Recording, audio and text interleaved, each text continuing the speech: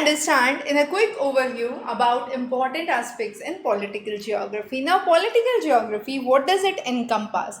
We are trying to understand the various political organizations that is spread over a geographical area. That means at this geographical level, let's say this is a nation. What is the political structure at the nation level? Then within the nation there are provinces, states.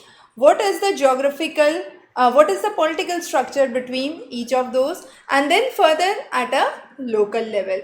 So this is how we understand the political geography, the political organizations at various geographical levels. So this was a simpler way in which I classified, where I mentioned at a national level, at a provincial or a state level, and a city or a district level. Now, one very important term is territoriality. What does this mean? Territoriality implies that you have the ownership of your own space. So whatever space you occupy, you have the ownership for that. For example, you live in a house and you are paying the taxes to the government for that area of the house that you have. Now this is what is called as territoriality. That means you own this territory where your house is. The next is a personal space. Now personal space is a little different from territorial space. Personal space is no one can enter without my permission. So that's a personal boundary that you draw, that okay, this is my boundary line and no one can enter my let's say the guest room beyond the guest room. Okay, so we define the personal space, and this is the difference between territoriality and personal space. Now, what are various political units? Extremely important to understand. We talk at a level of country. So it is an identifiable land area. For example, I say country of India, country of United States of America, Nepal, Bhutan, and so on and so forth. So what are these? These are countries, identifiable land areas. Now, what is a nation? Nation is a region where people have a single culture. For example, I say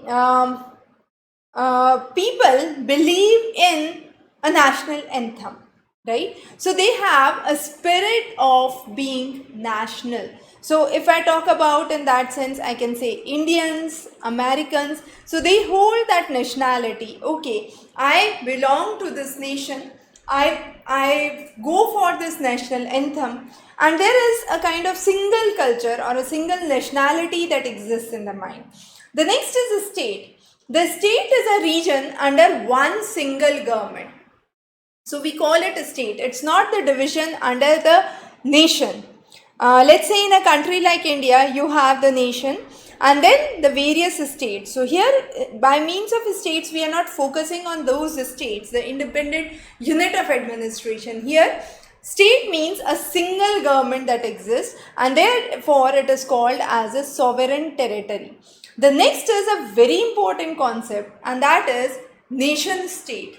Now, nation state is a single culture under a single government. For example, Iceland, Tonga, Ireland, Japan, Portugal, Lesotho are good examples where 90% or more believe in a specific culture. For example, Bangladesh. So these are all called as nation state. People in the nation have a spirit of nationalism, that is a motivation to support their state and oppose any kind of foreign invasions that exist. The next is an interesting term, which is stateless nations. Now these are cultural groups which are not included in any state political process. To keep it simple, I talk about three of those. One is Kurd. Now they have been for long demanding about a separate state, which is Kurdistan. However, they are people with a stateless nation. They belong to the region of North Iraq, West Iran, East Syria, and Southeast Turkey. So these are the areas where you see Kurd population, and they are looking for an independent existence of Kurdistan, which is not into existence as of